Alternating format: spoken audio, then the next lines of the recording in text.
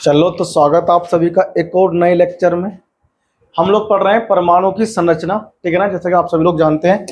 और अपने परमाणु की संरचना में हमने पिछली क्लास में जो पढ़ा था उसका नाम था परमाणुीय स्पेक्ट्रम। क्या नाम था बताओ? परमाणुीय स्पेक्ट्रम। हम आपको समझा रहे हैं परमाणुीय स्पेक्ट्रम, हम ये आपको समझा रहे हैं, ठीक है ना। हम इसे बोलते हैं एटॉमिक स्पेक्ट्रा या स्पेक्ट्रम कह लो, ठीक है ना। ये दो टाइप का था। कितने थे ये? अवशोषण स्पेक्ट्रम था। क्या था? अवशोषण स्पेक्ट्रम, यानी हम इसको बोलते हैं क्या चीज? एब्जॉर्प्शन। एब्जॉर्प्शन स्पेक्ट्रम कहते हैं। एक हमारे पास कौन था? इमिशन यानी कि उत्सर्जन। उत्सर्जन स्पेक्ट्रम, पता था कि नहीं था?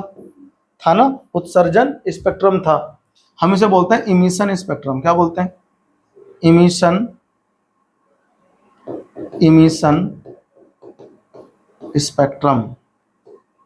इमिशन स्पेक्ट्रम ये मैंने आपको डिटेल में समझाया था, ठीक है ना।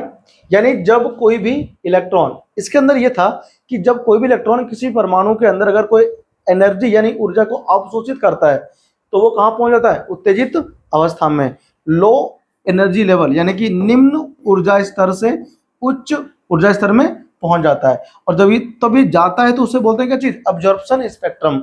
और जब ये वापस आता है उच्च ऊर्जा स्तर से नीचे, कहाँ आता है? नीचे आता है, तो जो ये छोड़ता है रेडिएशन उसका स्पेक्ट्रम बनता है, उसे हम लोग कहते हैं एब्जॉर्प्शन स्पेक्ट्रम, ठीक है ना। आ जाओ, आज हम लोग जो है उसी से आगे कंटिन्यू करेंगे, ठीक है ना। और आज के टॉपिक का नाम क्या है? Hydrogen spectrum. क्या नाम है उसका? Hydrogen spectrum. और इसको हम लोग हिंदी में भी ये बोलते हैं hydrogen spectrum. Hydrogen spectrum, spectrum, ठीक है ना। हाइड्रोजन स्पेक्ट्रम एक्चुअली कहना क्या चाह रहा है ये ना, हाइड्रोजन एटम के लिए इसकी स्टडी की गई। किसके लिए? हाइड्रोजन एटम के लिए। देखो ध्यान से मैं आपको समझा देता हूं, ठीक है ना।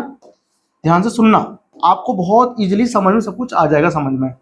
ये हमारे पास क्या होता है? Energy level. क्या होता है? एनर्जी लेवल, मतलब जिनमें इलेक्ट्रॉन्स रहते हैं, सेल, नंबर ऑफ सेल, या कह लो कोष की संख्या कहते हैं हिंदी में, ठीक है ना भाई। ये ध्यान रखना, ये हमारे पास क्या हो गया? कोष की संख्या हो गई। कोष की संख्या हो गई यानी कि नंबर ऑफ सेल हो गया हमारे पास, ठीक है ना। देखो ध्यान से, n इक्वल टू, मान लो ये 1 है, n equal to 1, n equal to 2, n equal to 3, n equal to 4, n equal to 5, ठीक है। इसको हम लोग बोलते हैं, तो क्या बोलते हैं? तलस्थ अवस्था, ठीक है ना, यानी ग्राउंड स्टेट। अपन इसे बोलते हैं ग्राउंड स्टेट, ठीक है ना। यहाँ पर इलेक्ट्रॉन है, कहाँ पर? यहाँ पर इलेक्ट्रॉन्स हो सकते हैं।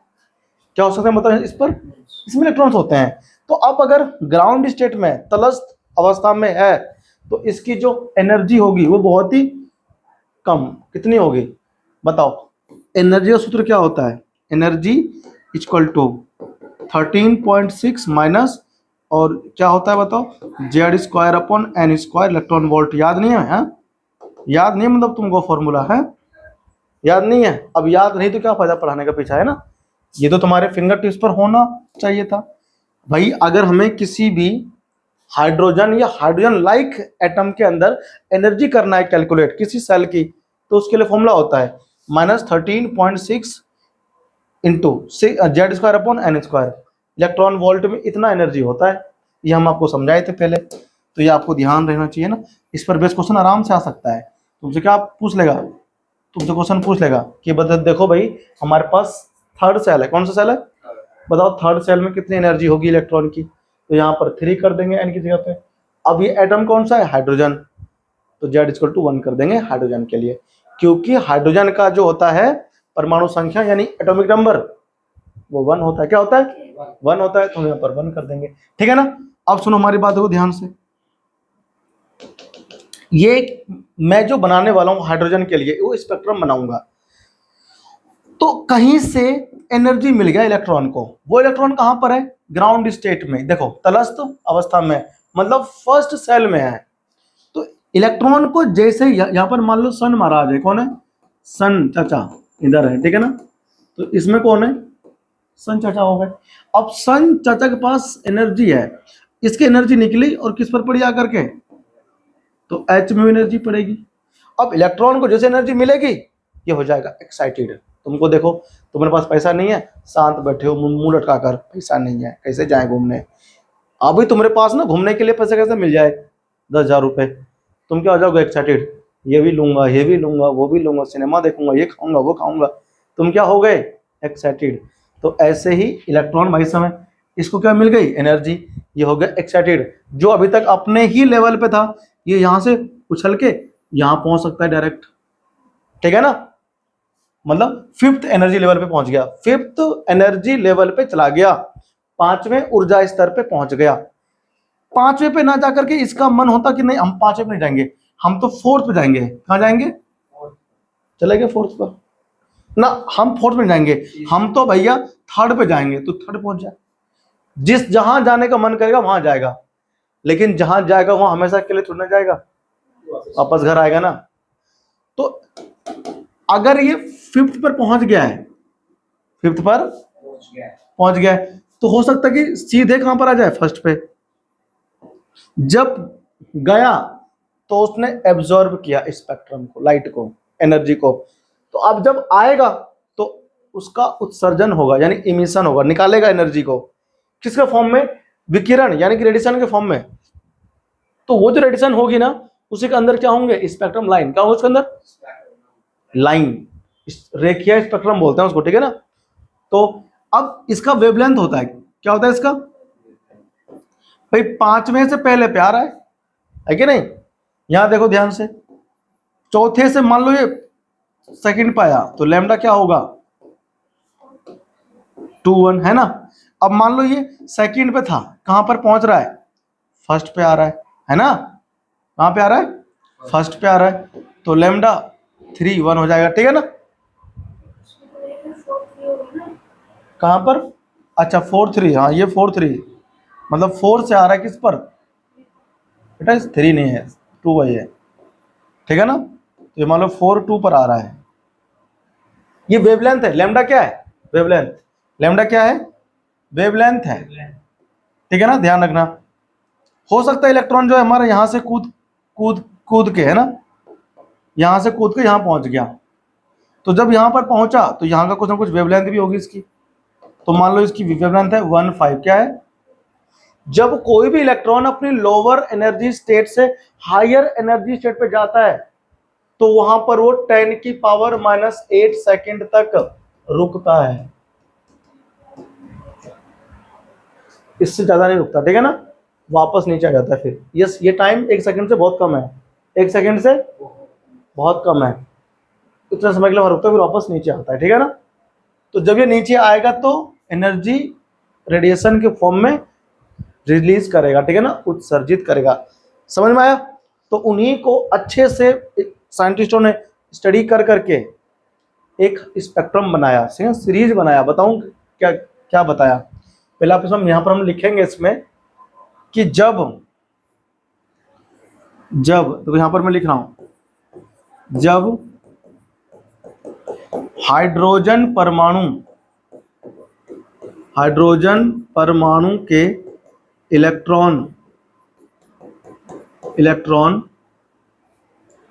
ऊर्जा अवशोषित करता है तो इलेक्ट्रॉन अपने तलस्थ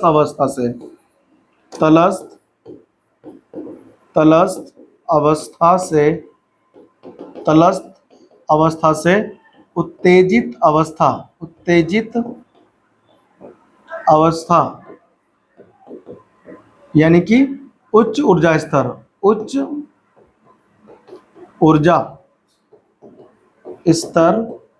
पर चला जाता है, ठीक है ना। और यार हम फिर लिखेंगे कि उच्च ऊर्जा स्तर पर इलेक्ट्रॉन केवल 10⁻⁸ सेकेंड तक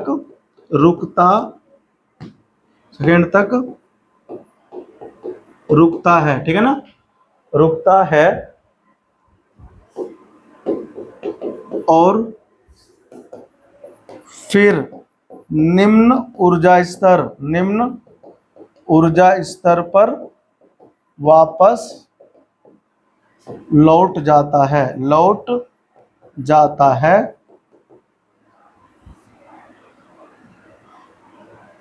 इसी दौरान निम्न ऊर्जा स्तर पर ऊर्जा का विकिरण के रूप में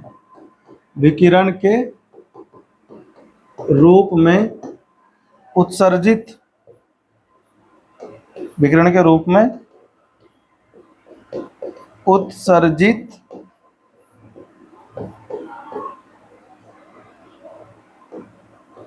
करते हुए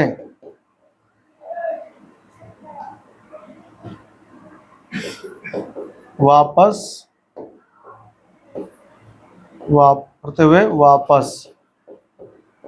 लौट आता है। समझे आप लोग कि नहीं समझ में आया? ये वापस लौट आता है कहां पर? हायर एनर्जी लेवल से लोअर एनर्जी लेवल पे। समझ में आया कि नहीं आया तुमको? है ना।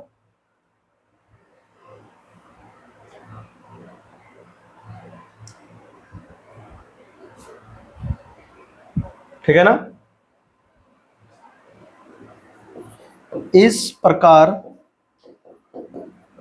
उत्सर्जित विकिरण विभिन्न तरंग दैर्ध्यों का भिन्न रंगों का स्पेक्ट्रम बनाता है, जिसे हाइड्रोजन स्पेक्ट्रम कहते हैं।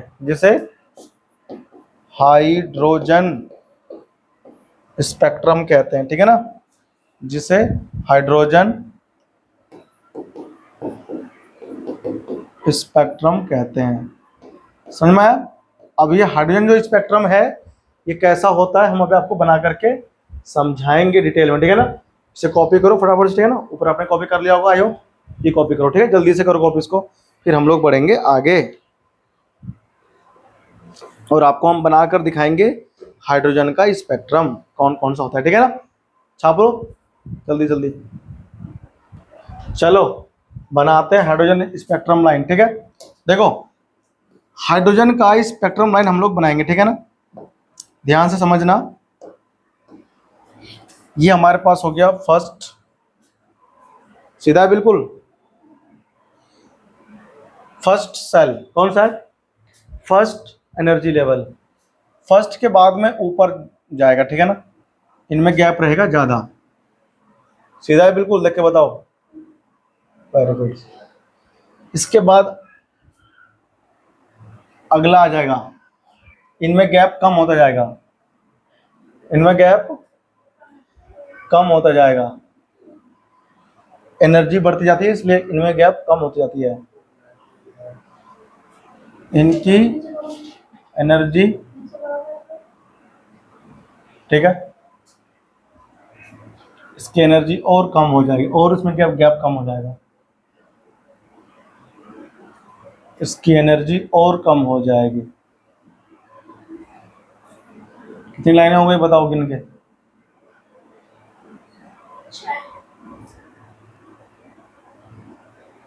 इसकी एनर्जी और कम हो जाएगी, 7 हो गया। अब जो 8th लाइन है ये इन्फिनिटी वाला होगा। क्या होगा? इन्फिनिटी वाला होगा, ठीक है ना।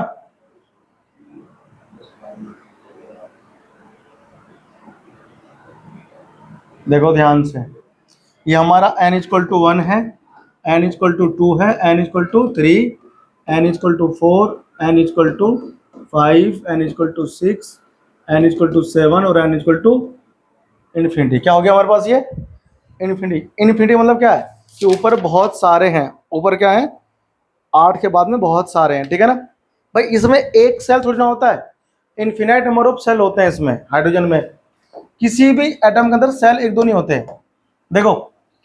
और इधर हम लोग क्या लिखेंगे, ऊर्जा स्तर, ऊर्जा स्तर यानी एनर्जी लेवल बोलते हैं इंग्लिश में। देखो भाई, मैंने क्या कहा तुमसे कि हाइड्रोजन के अंदर एक ही इलेक्ट्रॉन है, कहां पर है, तो एक इलेक्ट्रॉन कहां पर होता है, फर्स्ट शेल में। अब उस हाइड्रोजन का इलेक्ट्रॉन जो है एनर्जी एब्जॉर्ब करके किसी भी ऊपर जा सकता है, चौथे में, पांचवें में, दूसरे में, ना कहीं भी जा सकता है, कहीं भी जा सकता है। लेकिन जहां भी जाएगा वापस आएगा जरूर, वापस। तो जब वापस आएगा तो रेडिएशन को इमिट करेगा, विकिरण को उत्सर्जित करेगा। और हर एक विकिरण की क्या होती है, एक वेवलेंथ होती है, तरंग दैर्ध्य होती है, ठीक है ना। और उसे हम रेखा के रूप में लिखते हैं, वो अलग अलग रंगों की होती है। देखो क्या पता इलेक्ट्रॉन दूसरे पर पहुंच गया हो और दूसरे से कहां पहुंच रहा है, वो पहले पे कहां पहुंच रहा है। देखो क्या पता दूसरे पर पहुंच गया हो इलेक्ट्रॉन और दूसरे से कहां पहुंच रहा है, फर्स्ट पे पहुंच रहा है ना। ऐसा भी तो हो सकता है तीसरे पर पहुंच गया हो तो तीसरे से कहां आ रहा है, पहले पर आ रहा है। हो सकता है कहां पहुंच गया हो, चौथे पर पहुंच गया हो तो चौथे से कहां आ रहा है, पहले पे आ रहा है। ये क्या बना रहा हूं मैं, स्पेक्ट्रम लाइन यानी रेखा बना रहा हूं, स्पेक्ट्रम रेखा, ठीक है ना। ये बना होगा, कब बना होगा, जब ये हायर एनर्जी लेवल से वापस आया होगा। हो सकता है यहां से आ गया हो, ठीक है ना, हो सकता है यहां से आया हो सकता है यहां से आ गया है ना, हो सकता है यहां से, अरे यहां से आ गया हो, है ना, ऐसे हो सकता है यहां से आ गया हो सकता है इन्फिनिटी से आ गया हो। कौन सा आ गया हो, इन्फिनिटी से आ गया हो। कौन आ गया हो, इलेक्ट्रॉन जंप करके,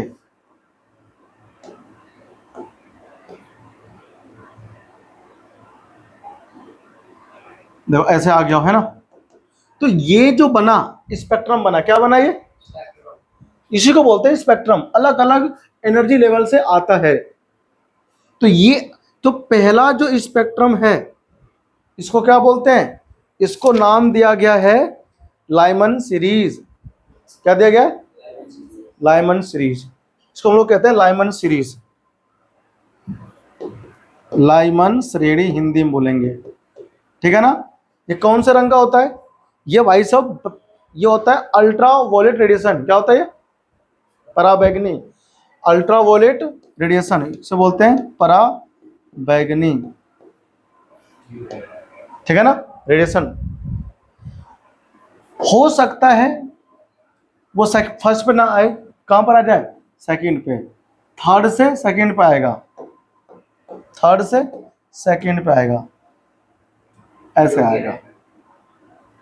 हो सकता है यहां से इस पर आ जाए, क्या पता यहां से इस पर आ जाए, क्या पता यहां से इस पर आ जाए, क्या पता यहां से इस पर आ जाए, है ना, क्या पता यहां से इस पर आ जाए, क्या पता ये इन्फिनिटी से आ जाए इधर, है ना।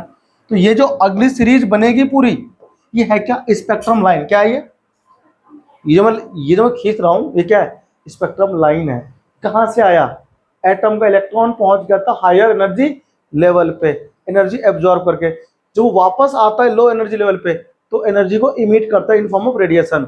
उसी रेडिएशन के अंदर ऐसी ऐसी अलग अलग वेवलेंथ वाली क्या होती है, अलग अलग वेवलेंथ यानी कि तरंग दैर्ध्य की लाइनें होती है, रेखाएं होती है, और ये मिलकर स्पेक्ट्रम बनाती, क्या बनाती है। हाँ, तो लाइमन हो गया, फिर बाल्मर आता है। कौन आता है, बाल्मर, हिंदी में तो बोलते हैं इसको बाल्मर श्रेणी। क्या बोलते हैं,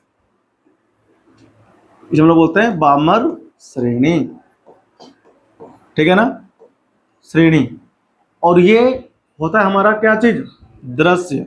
क्या होता है, लो आप इसको देख सकते हो, ठीक है ना।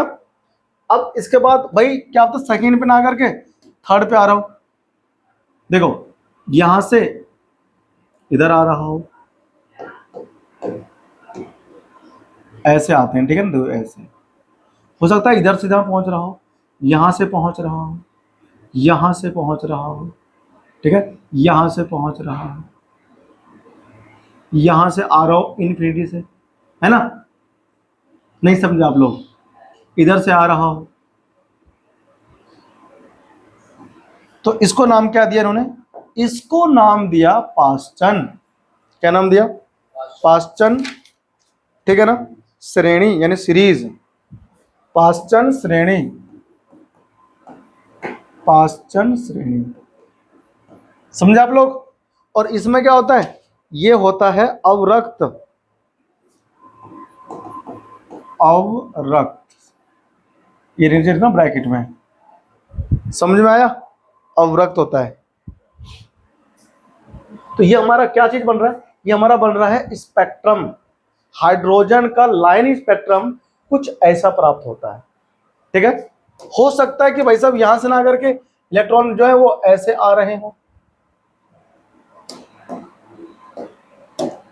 इलेक्ट्रॉन जो है ऐसे आ रहे हैं, ऐसे भी आ सकता है भाई साहब, ऐसे भी आ सकता है, ऐसे भी आ सकता है, ऐसे भी आ सकता है, इन्फिनिटी से भी आ सकता है, ठीक है ना, देखो ऐसे आ सकता है, ठीक है। तो इसका नाम दिया क्या, ब्रैकेट। क्या नाम दिया इसको, ब्रैकेट, ठीक है ना। आपको ध्यान रखना, ब्रैकेट श्रेणी, ब्रैकेट श्रेणी, समझ में आया। तो ये बन क्या रहा है, ये बन रहा है हाइड्रोजन स्पेक्ट्रम। भाई इस पे ना करके ऐसा भी तो हो सकता है कि ऐसा आ रहा हो, देखो ऐसा आ रहा हो, इधर से पहुंच रहा हो, इस पर जा रहा हो, इधर से आ रहा हो, ऐसे चल रहा हो, ठीक है ना, ऐसे आ रहा हो। तो ये बना क्या रहा है, स्पेक्ट्रम लाइन। क्या बना रहा है ये बताओ, हाँ, इसका जो नाम होगा वो होगा फंड्स। क्या होगा, फंड। वैसे इसको PFUND लिखते हैं, पी फंड लिखा होता है, लेकिन फंड पढ़ते हैं, फंड। इसे बोलते हैं भाई साहब फंड, श्रेणी यानी सीरीज, ठीक है ना, फंड। इस पर ना करके इस पर भी आ सकता है। तो ये सब क्या है, हाइड्रोजन का स्पेक्ट्रम लाइंस है। समझ आया कि नहीं, पहले बताओ, ठीक है ना। और लास्ट में आता है हम्फ्री। क्या आता है, हम्फ्री। देखो ऐसा आ सकता है,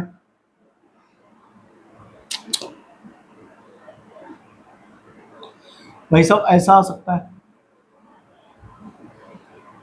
इधर आ सकता है, इधर आ सकता है, इधर आ सकता है, ऐसे आ सकता है, ठीक है ना, देखो ऐसे भी आ सकता है,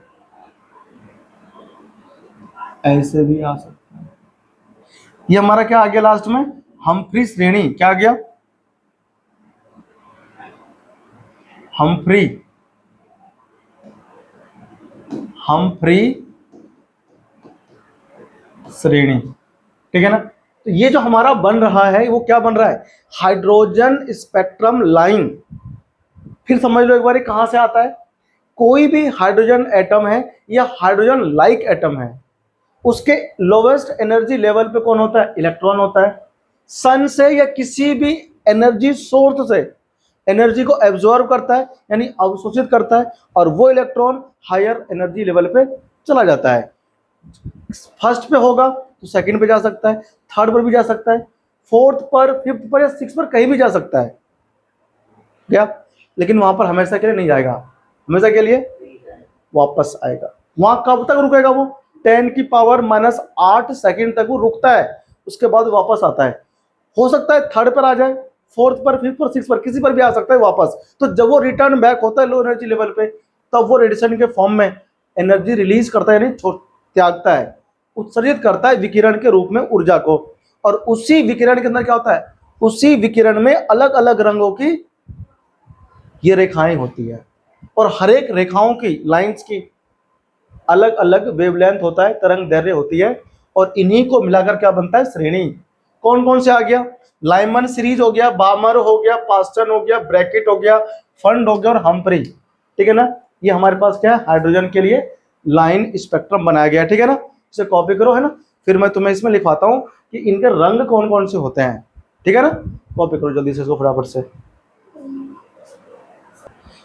ठीक है भाई, हो रहा नहीं क्लियर? अब देखो ध्यान से, अब इसके लिए पहले हम बात कर, देखो इसके लिए पहले हम बात कर लेते हैं इधर। N1 की वैल्यू कितना होगा, एक, कितना होगा, क्योंकि फर्स्ट सेल पे आ रहा है, कहां से आ रहा है, तो N2 होगा भाई, 2 से आ रहा है, 3 से आ रहा है, 4 से आ रहा है, 5 से आ रहा है, 6 से आ रहा है ना, 7 से आ रहा है, इनफिनाइट। N2 की वैल्यू इनमें से कुछ भी हो सकता है।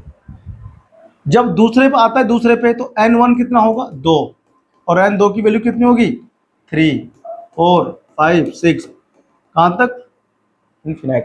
ठीक है ना, जब थर्ड पे आता है, थर्ड पे, तो N1 इक्वल टू कितना, 3, N2 इक्वल टू कितना, 4, 5, 6, 7, 8 and so on up to infinity.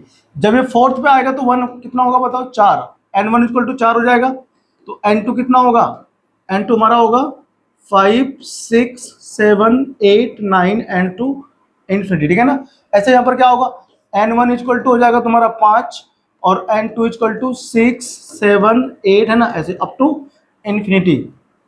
ध्यान रहेगा ना, देखो ऐसे ही इसमें N1 कितना होगा 6, और N2 कितना होगा, N2 होगा 7, 8, 9 up to infinity, up to infinity. कोई दिक्कत तो नहीं, कॉपी हो गया सबका ये, आगे बढ़ जाए हम लोग करके इसको, चलो आगे बढ़ते। ठीक है ना, देखो ध्यान से, अब इसके बाद हमारे पास जो आता है वो आता है इनका रीडबर्ग फॉर्मूला। क्या आता है, रीडबर्ग फॉर्मूला, इसको हिंदी में भी कहते हैं ना, रीडबर्ग। ठीक है भाई,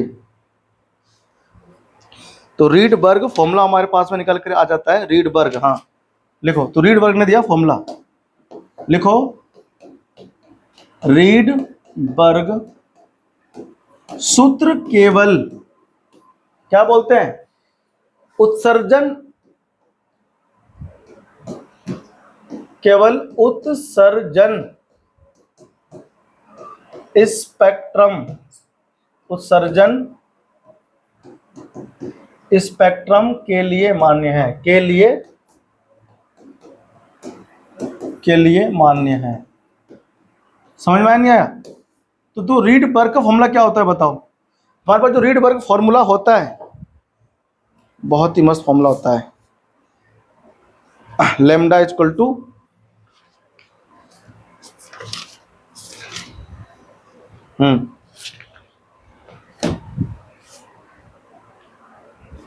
वेव नंबर का नाम सुना है, तरंग संख्या, तरंग संख्या वेव नंबर बोलते हैं, 1/लैम्डा होता है, 1/लैम्डा इक्वल टू क्या होता है, सॉरी हाँ 1/लैम्डा इक्वल टू होता है RH, क्या होता है 1/N1 माइनस 1/N2। अब यह RH क्या है, रीडबर्ग कांस्टेंट, RH क्या है, रीडबर्ग कांस्टेंट, और N1 क्या है, लो एनर्जी लेवल, N2 क्या है, कहाँ से आ रहा है, कहाँ से आ रहा है। ठीक है ना, तो आपको ध्यान रखना है। ठीक है, तो छापो इसको फटाफट से ना, फिर हम लोग क्या निकालेंगे, वेवलेंथ, लाइमन की कितनी होती है वेवलेंथ, वो निकालेंगे। ठीक है ना, बामर, लाइमन सबके लिए हम लोग निकालते हैं। ठीक है ना, आर की इसको रीडबर्ग फॉर्मूला यूज होता है only for emission spectrum, emission spectrum, इस पर स्क्वायर होता है भाई, इसमें स्क्वायर लगा लो। ठीक है, लग गया स्क्वायर। चल देखो, तो लाइमन के लिए बात कर जाओ, लाइमन श्रेणी के लिए क्या होता है, देखो पहला आता है इसके लिए लाइमन, लाइमन होता है, लाइमैन होता है, लाइमैन होता है, लाइमैन श्रेणी तो 1/लैम्डा कितना आएगा, RH तो फिक्स है, RH क्या है, फिक्स है, तो आप इसके लिए क्या निकालोगे बताओ, RH 1/1 का स्क्वायर हो जाएगा, 1/1 1 का स्क्वायर माइनस 1 अपॉन कितना हो जाएगा, n2 का स्क्वायर, n2 का स्क्वायर। अब यहाँ जो n2 की वैल्यू है ना, ये 2 से बड़ी कुछ भी हो सकती है, 2 से बड़ी भाई n2 की वैल्यू क्या होगी, 2 से मोर कुछ भी, 2 से मोर कुछ भी, 2 से मोर कुछ भी, ठीक है ना। फिर 2 कौन आता है, लाइमन के बाद कौन आता है, बामर, कौन आता है, बामर श्रेणी, बामर श्रेणी। इसमें 1 अपॉन लैम्डा इक्वल टू, देखो आर एच आ जाएगा, यहाँ पर 2 लोग हैं, 1 अपॉन 2 का स्क्वायर आएगा, 1 अपॉन n 2 का स्क्वायर यहाँ भी आएगा, तो यहाँ पर n2 की वैल्यू कितनी होगी, मोर देन 3, 3 से ज़्यादा, 3 से क्या हो जाएगी, ज़्यादा, ठीक है ना। उल्टा बोल दिया, यहाँ लिखो 1 से ज़्यादा, 2 2 में आ जाएगा ना, और यहाँ लिखो 2 से ज़्यादा, ठीक है। बताओ फिर कौन आता है लाइमन के बाद, बामर, और फिर कौन आता है, पास्चन, कौन आता है,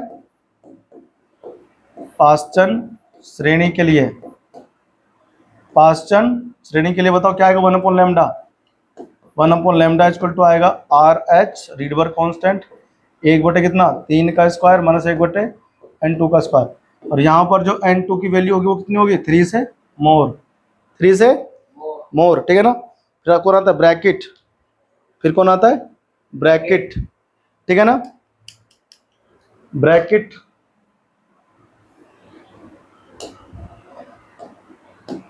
तो फोर्थ होता है ब्रैकेट, ब्रैकेट श्रेणी। इसमें 1 अपॉन लैम्डा इक्वल टू कितना आएगा, आर एच 1 अपॉन 4 का स्क्वायर माइनस 1 अपॉन n2 का स्क्वायर, और n2 की वैल्यू क्या होगी यहाँ पर, n2 की वैल्यू 4 से ज़्यादा होगी, ठीक है ना। फिर कौन आता है, 5वां आता है तुम्हारा फंड, फंड श्रेणी, ये है फंड है ना, PFUND, फंड श्रेणी। तो इसमें 1 अपॉन लैम्डा इक्वल टू कितना आएगा, R H into 1 upon 5, 1 upon 5 का स्क्वायर माइनस 1 अपॉन n2 का स्क्वायर, और n2 की वैल्यू कितनी होगी, more than 5, more than 5। Last में कौन आता है, हमफ्री, 6th हमफ्री श्रेणी, कौन आता है, हमफ्री श्रेणी। अब हमफ्री में कौन आएगा, देखो ध्यान से, हमफ्री में आएगा 1 upon lambda equal to R H into 1 upon 6 का स्क्वायर माइनस 1 अपॉन n2 का स्क्वायर, ठीक है ना। और यहाँ पर n2 की वैल्यू क्या हो जाएगी, मोर देन 6, मोर देन, ये क्या चीज है, ये वेवलेंथ है, क्या है। हमसे किसी ने पूछा कि लाइमन सीरीज के लिए, किसके लिए, लाइमन सीरीज के लिए, तो ये था ऊपर, लाइमन सीरीज के लिए, लाइमन सीरीज के लिए उस स्पेक्ट्रम लाइन की वेवलेंथ बताओ, उस स्पेक्ट्रम रेखा की तरंग दैर्घ्य बताओ जो सेकंड से फर्स्ट पे आ रही है, जो सेकंड पे फर्स्ट, देखो ये आ रही है ना, इधर देखो, ये आपको दिख रहा है, देखो इस सेकंड से कहां पे आ रही है, आ रही ना, तो ये जो सेकंड से फर्स्ट पे आ रही है, इसकी वेवलेंथ कितनी होगी, तो इसकी वेवलेंथ होगी कितनी, 1 बटे लैम्डा अल्फा कह दो। देखो अगर मैं इसे अल्फा कह दूं, फिर बाद वाले को बीटा कह दूं, है ना, उसके बाद वाले को क्या कह दूं, गामा कह दूं, उसके बाद वाले को लैम्डा कह दूं, है ना, अलग अलग नाम को दे सकते हैं, ठीक है ना।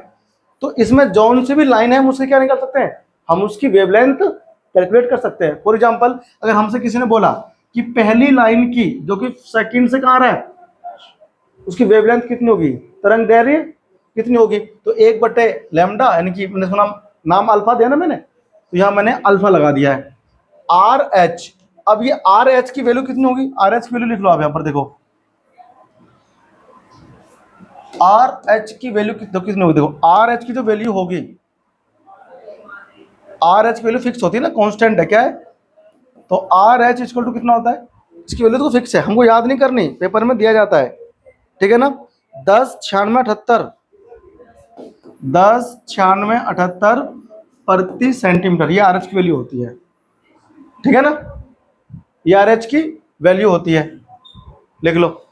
अब वही चलते हैं, बैक आ जाओ। देखो हमसे किसी ने बोला कि भैया बताओ इसकी फर्स्ट लाइन की कितनी होगी वेवलेंथ, तो मैं क्या देख रहा हूं, मैं देख रहा हूं 1/1 का स्क्वायर माइनस 1/2 का स्क्वायर। भाई n2 क्या है इसके लिए, 2 है ना, तो n2 का स्क्वायर कितना होगा 4 होगा। RH की वैल्यू कर दो पुट यहां पर, 10 96 78 था ना ये, और 1 देखो यहाँ पर क्या आएगा 1/1 यानी कि 1 आएगा, कितना आएगा 1 माइनस 1/4 कितना होता है बताओ, 1/4 होता है 0.25, कितना होता है, अगर आपको निकालना है इसका वेवलेंथ तो कुछ नहीं करना है, ये सॉल्व कर देना है बस, ठीक है ना। ऐसे हम लोग क्या करते हैं, हाइड्रोजन स्पेक्ट्रम के लिए हर एक स्पेक्ट्रम लाइन यानी स्पेक्ट्रम रेखा के लिए करते हैं कैलकुलेट तरंग दैर्घ्य, क्या करते हैं कैलकुलेट तरंग दैर्घ्य, ठीक है ना। तो यहां पर आज हमारा खत्म होता है क्या चीज, हाइड्रोजन स्पेक्ट्रम, क्या होता है कंप्लीट हाइड्रोजन स्पेक्ट्रम, ठीक है ना। तो नेक्स्ट क्लास में हम लोग इससे आगे करेंगे डिस्कस, ठीक है ना, डिटेल में। तब तक के लिए नमस्कार, जय हिंद, है ना। घर पर पढ़ते रहो, हमारे वीडियो वगैरह को देख के ना सब्सक्राइब करते रहो, दोस्तों में शेयर करा करो, ठीक है ना। मिलते हैं तुमसे अगली क्लास में, थैंक यू।